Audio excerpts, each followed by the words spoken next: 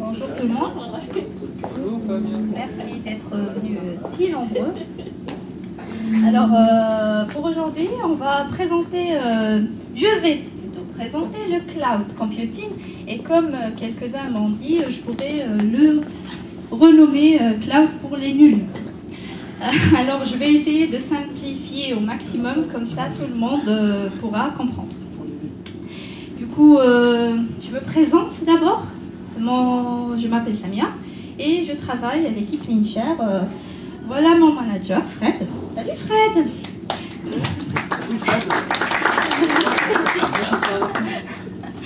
Alors, du coup, on commence. Alors, le projet Cloud, le projet Lincher, on travaille... les deux personnes de Lincher qui travaillent sur ce projet, c'est moi, Mimi et Fred, mon manager. Du coup, ce que je vais présenter aujourd'hui, c'est comment on constitue les images Docker à partir en s'aidant de Jenkins. Je vais présenter un petit peu le Docker Compose, puis on va passer à OpenShift, la plateforme qui utilise Kubernetes. Puis une petite démonstration et pour terminer, on va vous parler des travaux qui sont en cours. Alors, pour commencer, on build nos images Docker à l'aide de Jenkins, qui est un outil open source d'intégration continue. Du coup, normalement, je vais essayer vraiment de simplifier. Alors... Normalement, pour builder une image Docker, on doit remplir un ensemble d'étapes dans Jenkins qui vont permettre d'avoir vers la fin une image de différents services Lincher.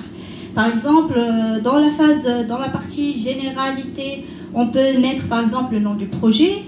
Dans la partie source code management, on peut dire où est-ce qu'elle se trouve, les crédentiels de la personne qui veut builder l'image. Pour la partie trigger, on met un petit code qui permet à la personne qui merge de déclencher, si on veut dire, le build à chaque fois qu'il y aura un merge dans le master. Puis, le build d'environnement, c'est si on veut ajouter quelques variables d'environnement à notre image. Puis, vers la fin, la petite partie build là, elle sert à déterminer où est-ce qu'on envoie notre image Docker une fois elle a été construite. Du coup, voilà un petit schéma qui généralise un petit peu ce que je viens de dire. Alors là, le petit monsieur, c'est Fred, puisque chez nous, il n'y a que Fred qui émerge dans le master. Une fois il merge nos PR, directement, puisqu'on a déjà configuré notre job Jenkins, directement, il y a un build qui est lancé. Et par la suite, une fois l'image Docker est constituée, elle rentre dans le Portus. Du coup, pour préciser, le Portus, c'est le registry qui contient les images Docker de Lincher. Alors, dans notre... bien sûr, les images qu'on construit, on peut construire des snapshots, comme on peut construire des versions plus consistantes, c'est-à-dire des releases. Alors, on va parler un peu du Docker Compose. Alors, c'est quoi le Docker Compose et il sert à quoi? Du coup, c'est un outil qui permet de faire tourner les différents conteneurs en s'aidant des images qu'on a déjà poussées dans notre registry. Du coup, dans notre Docker Compose, on définit les différents services, on leur donne des variables d'environnement, on leur dit vous serez exposé sur tel ou tel port, et quand on le déclenche, il ramène tous les services, il leur donne des images, et puis ça tourne autant que conteneur, bien sûr, mais ça reste dans une machine locale. Il est plus utilisé localement, ça sert aux développeurs de tester les services quand ils sont en train de coder. Alors, du coup, pour Lincher, normalement, sera en cloud, ça sera le SaaS, le Software as a Service, qui contient les différents services qu'on peut voir, le back-end, le front-end et d'autres services comme des bases de données et des services comme le LDAP, le CLAMAV, ainsi de suite. Alors, la relation entre les services, plutôt, le SaaS a été déjà codé de telle sorte à ce que les services puissent être indépendants l'un de l'autre. C'est l'un des principes, genre si on veut par la suite utiliser Docker et utiliser le principe microservice, il faut bien sûr que déjà le projet soit codé de telle sorte, un petit peu, déjà le projet soit codé de telle sorte que les services soient un petit peu indépendants. Du coup, comme on peut remarquer, on a deux backends. Un backend qui a été codé en Java, un autre qui est codé en Node, des front, des vhost. La petite différence entre le SaaS et bien sûr Fred pourra vous expliquer mieux que moi, c'est les deux petits services qui ont été ajoutés. Petits, pas petits, mais le backend et le You frontal. Et par la suite, ça sera notre UDS peut-être pour l'explication du SaaS. Alors, on arrive à la partie la plus importante, OpenShift. OpenShift qui est une plateforme, c'est un PaaS, Platform as a Service. Alors, OpenShift d'abord contient plutôt, et il a beaucoup de, on va dire, de versions. La version origine, c'est la version open source et gratuite. Et là aussi une version entreprise et une version online qui sont payantes. La différence entre ces deux versions, c'est que dans l'entreprise, elle envoie, bien sûr, elle fait le suivi, c'est elle qui envoie ses agents pour l'installation et tout le déploiement d'OpenShift, Kubernetes, ainsi de suite, elle gère les tickets et tout. Sur online, ces conteneurs sont déjà hébergés sur Amazon et on peut y accéder à partir d'un navigateur et commencer le travail directement. Et les deux sont payant, du coup, logiquement, on a utilisé l'open source, OpenShift Origin. Alors, OpenShift, utilise du Kubernetes. Kubernetes, c'est un petit peu l'équivalent du Docker Compose qu'on a vu tout à l'heure, mais en plus grand. C'est-à-dire, Kubernetes permet, déjà c'est quoi? C'est une plateforme open source que Google a conçue. Elle permet l'orchestration et le déploiement des conteneurs. Par la suite, si on ajoute un routeur par exemple, on peut commencer à accéder à ces conteneurs. Ils sont exposés à l'extérieur, ils sont dans le cloud. Alors, on va commencer comment bien sûr, on a commencé par deux petites machines qu'on m'a données au hosting. Du coup, c'est les deux machines qui sont là, deux machines Linakora. Pour installer l'OpenShift et le Kubernetes, j'ai utilisé du Ansible que j'ai mis dans ma machine locale. Bien avant de commencer, il faut s'assurer que les machines, je vais essayer vraiment de ne pas être trop technique. Du coup, je vais dire le minimum possible, mais par la suite, si vous voulez poser des questions, vous pouvez le faire d'ailleurs en même temps que je parle, comme ça il y aura une petite interaction, si vous voulez. Alors, il faut toujours s'assurer que les machines se pingent entre elles. D'accord, c'est très important. Il faut créer une clé ici et la copier sur les deux machines. Ça, c'est très important pour les gens qui ont déjà utilisé Ansible. C'est pour permettre à la machine mère, on va dire, d'installer directement sans avoir à demander le mot de passe à chaque fois du root pour entrer et demander l'avis pour installer. Alors, une fois ça c'est fait, on lance le script Ansible qui contient, bien sûr, on le remplit avec la version OpenShift qu'on veut, la version Kubernetes.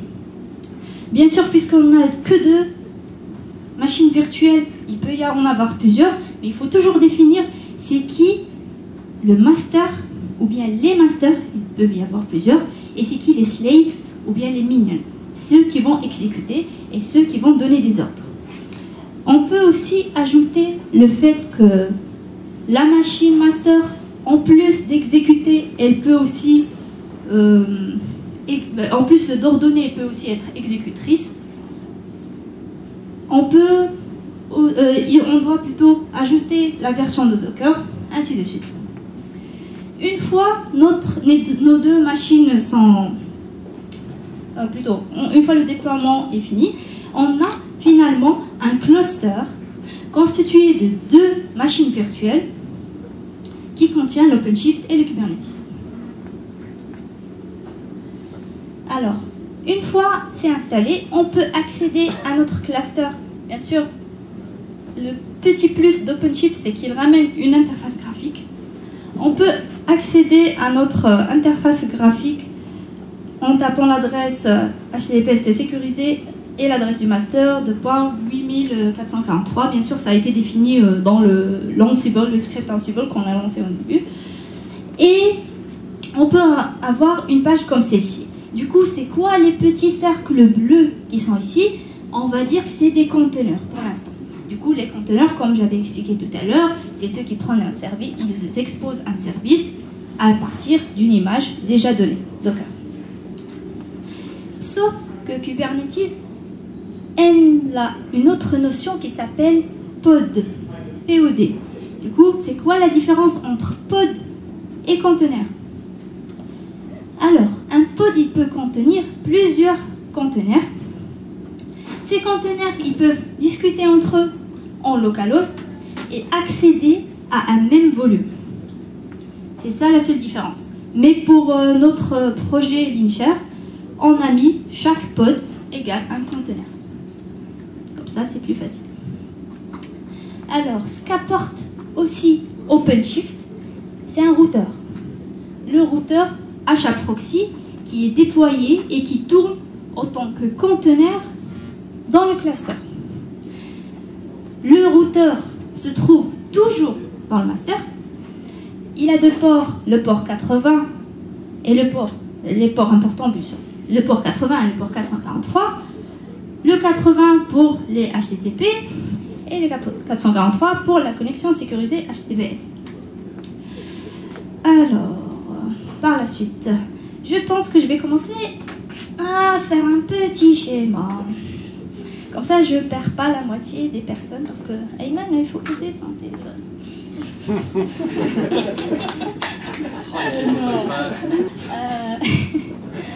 Alors, du coup, comme j'ai dit, on a un cluster et on a un routeur qui se trouve dans le master et qui est containerisé, c'est-à-dire comme service, comme conteneur. Il a deux ports, on a dit, 80 et 443. Une fois on déploie un des microservices Linshare, puisque c'est devenu un cluster, le conteneur il peut se mettre soit dans la machine master, soit dans la machine slave. Pour lui, peu importe. Où est-ce qu'on peut se servir? Bien sûr, s'il y a une requête qui arrive, une requête HTTP, elle arrive sur le port 80, le HAProxy, le routeur, il sait c'est quel service. Il va directement la relier au service d'elle. Quand est-ce qu'on a aussi besoin du routeur? C'est dans le cas du load balancing. Du coup, par exemple, j'ai plusieurs requêtes qui arrivent vers un service. Par exemple, l'utilisateur Linshare. Pour minimiser la charge, on va répliquer cet utilisateur. Par exemple, c'est A, il devient A'. On peut faire 3 réplications de ce même utilisateur. Alors le routeur, il peut à ce moment-là faire du load balancing et dit, par exemple, il peut utiliser la round robin. Il dit, à chaque fois que j'aurai une requête, elle sera redirigée vers ce conteneur. La deuxième fois que j'aurai une requête, elle sera redirigée vers le deuxième, la troisième fois vers le troisième. Ou bien, il peut faire du list con, c'est-à-dire envoyer des requêtes aux 3. Celui qui répond, c'est celui qui n'a pas de charge. Alors c'est à celui-là que je vais envoyer ma requête. Ou bien faire source. Chaque client a une adresse IP connue. Si je reçois la même requête du même client, je l'envoie toujours au même service. Voilà. Alors, on passe. C'est exactement ce que je viens d'expliquer. Puis, un petit truc qu'a ajouté le Kubernetes, puisqu'on a dit que l'OpenShift, ça reste une plateforme, c'est tout ce qui a été ajouté en plus pour le déploiement, la configuration des pods, tout ça, c'est du Kubernetes. C'est le persistant volume. Du coup, comme vous savez, les conteneurs Docker, ils peuvent facilement être détruits, plutôt facilement, mais genre s'il y a un problème, ils peuvent être détruits. Mais le problème, c'est que s'ils contiennent des informations importantes, des documents, de la data importante, tout ça, c'est perdu. Alors, comment on peut gérer ça? C'est qu'on ajoute des volumes persistants, c'est-à-dire, on crée un fichier, dans ce fichier, on dit, voilà, alloue-moi dans mon cluster une petite partie où je vais mettre les documents de ce conteneur. Ce conteneur, il meurt, les données, non. Alors, vous allez me dire, et puis si le conteneur il meurt, comment on va recréer un autre et on va à chaque fois superviser? Ben non, alors il y a ce qu'on appelle les réplications contrôleurs. Du coup, qu'est-ce qu'ils font avec les déploiements? Alors, les déploiements et les réplications contrôleurs.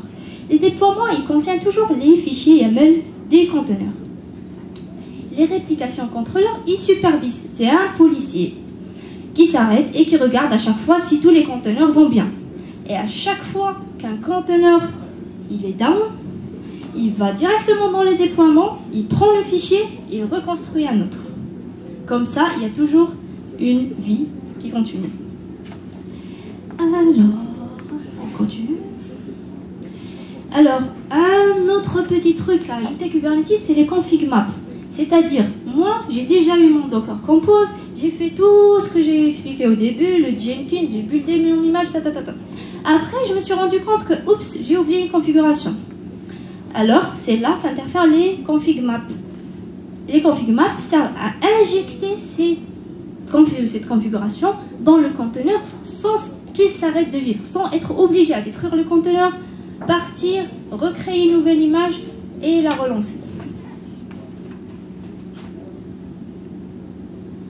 Alors, bien sûr, un truc important, c'est les Kubernetes, elles préservent les données importantes.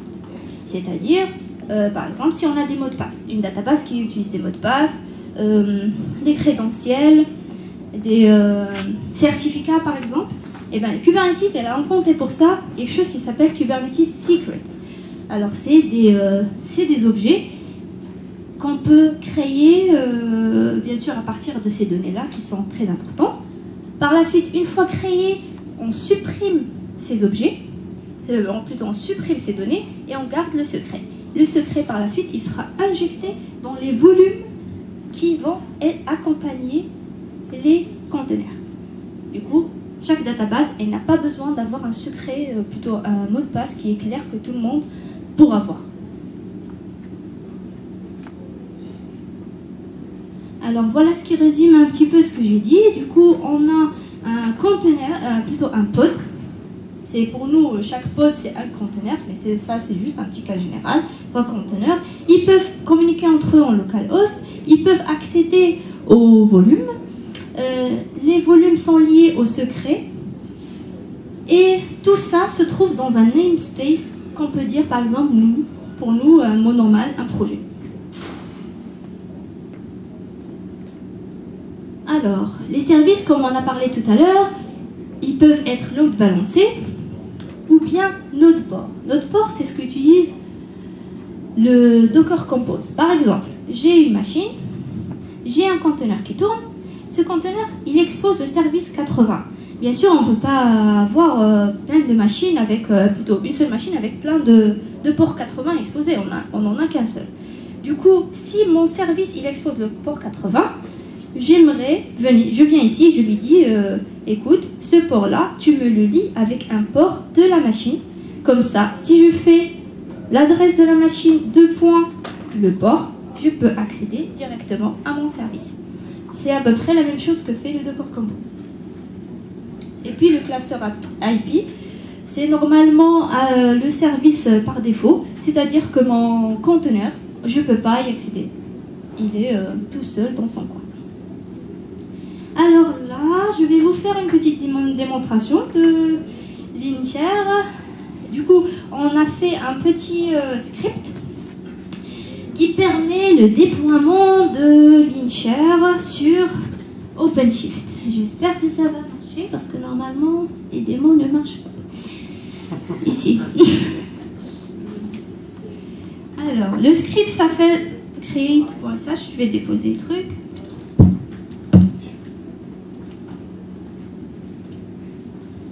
On n'arrive pas à voir. Ah, ok. J'affiche comment il est en fichier? Affiche le navigateur avec le projet là.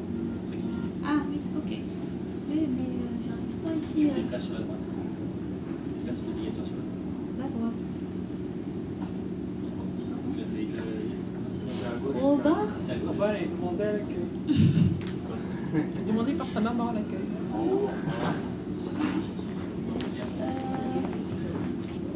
Comment je affiche?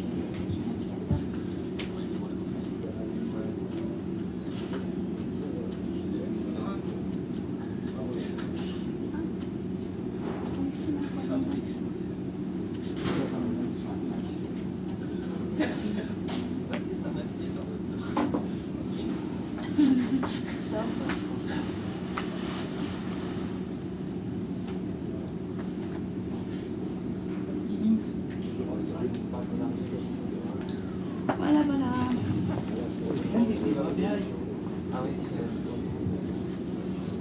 Si bien il arrive à dire, basta. Tu peux agrandir les tailles. Joue avec les définitions d'écran là. Mais là on a des normales et tout, c'est un peu grand. Allez en haut. Hop, t'arrives à lire? Ok, c'est normal. Oui, c'est normal. Ouais. Ah, mais déjà. Une fois le terminal est passé sur l'écran, par exemple, oh oui, je peux Il demande un UDS sur l'utilisation d'un terminal. Ouais, ça fera Snake. Voilà. Ah ouais, Israël, il faut qu'il montre Vim et tout. C'est quoi là? Space Max? Ah, il joue avec les Max, définitions d'écran là. Allez Fred, tu équipes les chers pour faire un table. On va faire un ingénieur pour toucher une souris quand même. Ah, Boum.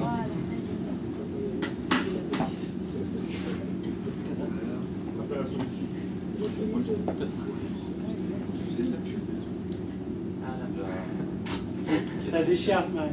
Ah, Ah, parfait.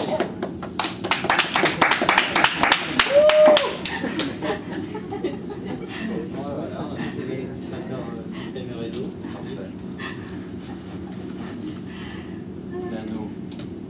C'est bien ça. Alors là, ce script, on l'a fait pour qu'il puisse nous déployer tout le projet Linshare, en ce qui inclut les services, les conteneurs et aussi les adresses DNS. Parce que une fois notre conteneur il tourne, on peut affecter à chaque service une adresse. Du coup, une fois on tape cette adresse DNS, directement le HAProxy, il sait c'est quel service et il nous redirige directement. Alors, bien sûr, on a spécifié, par exemple, on peut le faire, ça a été fait pour être déployé au niveau de plusieurs clients. Du coup, on peut nous donner le nom du client, le nom du projet et on lance le script. Alors, je mets... Ah, sans... Ouais, bah. T'as mis 2 heures. C'est pas grave.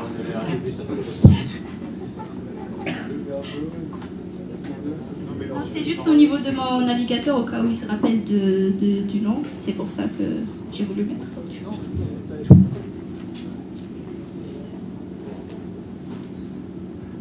Alors là, on a lancé le script et vous pouvez parler entre vous. Non, je rigole. Alors, si vous avez des questions, ça serait le moment. À quoi ça sert? Fabien, il avait 2 questions à parler. Oui, oui. Ah bah, apparemment, personne n'a de questions. Alors, on va attendre le script. va voir autre chose. Par exemple, on va voir... il est où, non? Est-ce qu'on peut mettre du Docker? Ouais. On peut voir, par exemple, les pods en train de se construire en même temps.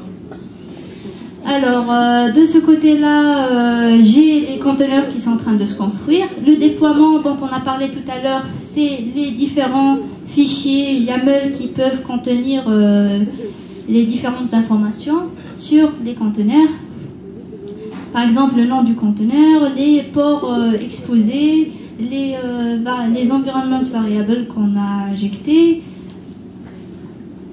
Et puis, on peut avoir les services exposés, les ports et bien sûr les adresses, c'est des adresses internes au cluster de chaque service.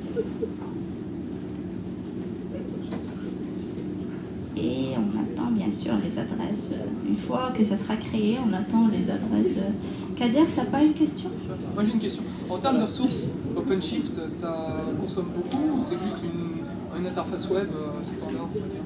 Une interface web. Est-ce qu'en termes de ressources, c'est du web ou ça consomme un certain nombre de ressources? Il y a des prérequis, il faut 2 Go de RAM rien que pour faire tourner OpenShift, par exemple. Certes, pour déployer le projet et OpenShift et Kubernetes dans les deux machines, il faut minimum 7 Go de RAM dans les minimums. Dans les deux machines. En dehors des ressources allouées au compteur Docker? Non, inclus. Inclus. Ouais. Est-ce que tu as une version d'OpenShift sans interface web si tu veux tout faire en ligne de commande? Oui, on fait en ligne de commande, c'est le script. Ouais, mais du coup, est-ce que tu peux stripper grosso modo ta version d'OpenShift pour pas avoir l'interface web pour justement utiliser ton ressource? Ouais, c'est ça le projet qu'on est en train de faire. Là, c'est de déployer que du Kubernetes. Mais aussi, le Kubernetes, il a une interface graphique, mais ça tourne en tant que conteneur dans le cluster. Mais tu peux l'arrêter si tu veux. Voilà, tu peux l'arrêter, tu peux continuer juste par ligne. Voilà. Oui, mais tu sais écrire une ressource Java. C'est pas faux. Et OpenShift est clusterisé aussi ou c'est sur une machine dédiée? Il est déployé par Sur chacune des Ansible machines. sur chacune des machines. Voilà. Donc si je résume, en fait on a un OpenShift qui est en cluster, et après on peut décider soit en fait certains nœuds du cluster ont certains compteurs Docker, ou je peux avoir certains conteneurs qui sont sur l'ensemble des nœuds. Certains, oui, Ouais, ils on a peuvent les- être déployés là où ils En fait, veulent. chaque conteneur peut être défini comme étant soit sur un ou plusieurs nœuds, soit sur l'ensemble des nœuds, ou soit sur un seul nœud. C'est au choix.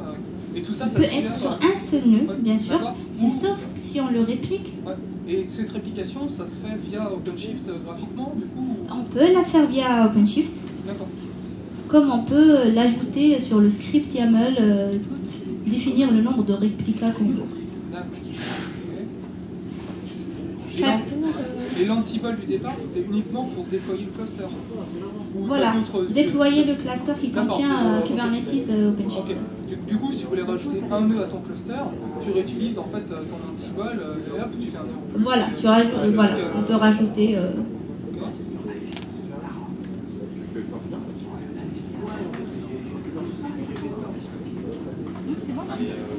Alors là c'est bon, du coup on a les adresses DNS du cluster, plutôt de nos microservices, les microservices utilisateurs et admin de l'Inchar. Du coup on peut y accéder.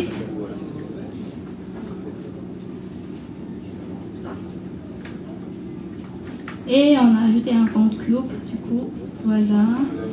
Alors,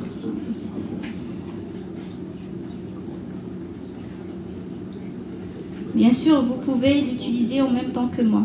Vous pouvez accéder à ces adresses-là et les utiliser en même temps que moi, parce qu'il est sur les machines du hosting.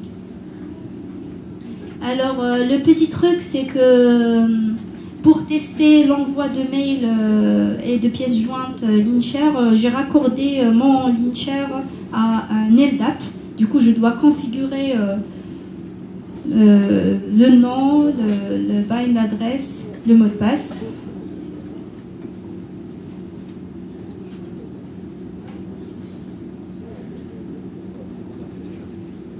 Ouais, bah, heureusement.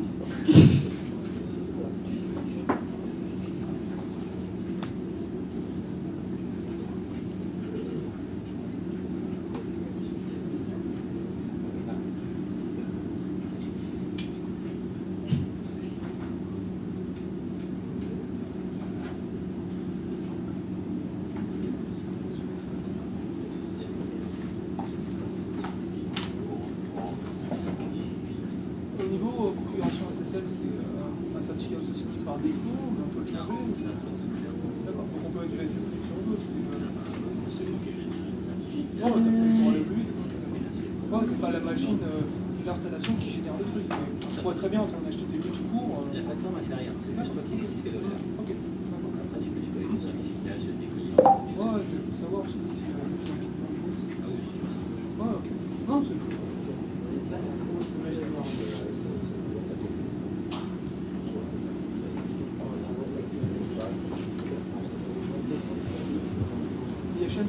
Du coup, nos utilisateurs, l'utilisateur de notre LDAP, c'est les utilisateurs que vous pouvez utiliser bien sûr avec ces adresses-là. Utilisateur 1 ou 2 jusqu'à 7, je pense. Jusqu'à 7 avec le mot de passe, password et le numéro. Pour l'utilisateur 1, c'est password 1, ainsi de suite. Comme sur la démo, voilà.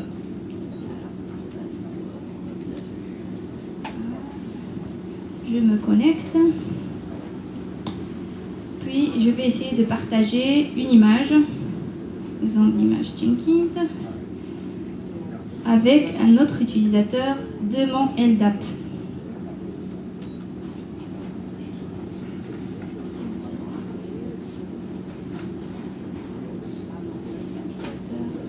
Par exemple.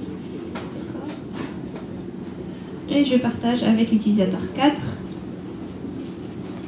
Puis j'ai partage a été envoyé avec succès. On peut se déconnecter, partir voir l'utilisateur 4 pour être sûr.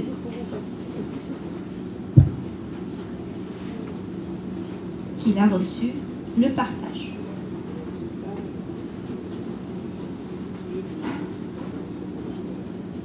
Voilà. Du coup, il a reçu le partage de l'autre utilisateur. Du coup, vous pouvez bien sûr même utiliser maintenant, si vous pouvez, cette adresse-là, ces adresses-là, et accéder et faire vos tests vous-même. Alors, oui. Il est où?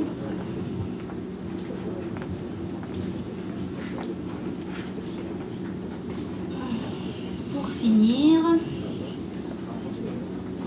D'accord. Du coup, les travaux, bien sûr, sur lesquels on est en ce moment-là, c'est pour tester la scalabilité et la montée en charge du projet, des microservices du projet Lincher. Aussi, essayer de faire, déjà ça a été fait, un cluster Kubernetes uniquement, sans utiliser OpenShift. Et faire tout ce qu'on a fait, déploiement de Lincher, pouvoir avoir accès aux services, essayer d'ajouter un routeur, ainsi de suite. Faire des réplicasets des bases de données parce que c'est pas la même chose que les réplicasets des services, et aussi ne plus dépendre du host, c'est-à-dire que au lieu d'héberger bien sûr nos informations sur les mêmes machines, sachant que c'est du cloud, essayer de faire un cloud plutôt un hébergement externe et que nos conteneurs puissent y accéder à l'extérieur. Merci de votre attention. Et shukran à l'intibel. Si vous avez des questions, bien sûr, ou pas. Alors, je pense que vous n'avez plus de questions. Vous n'avez jamais. Ok. Merci. Merci.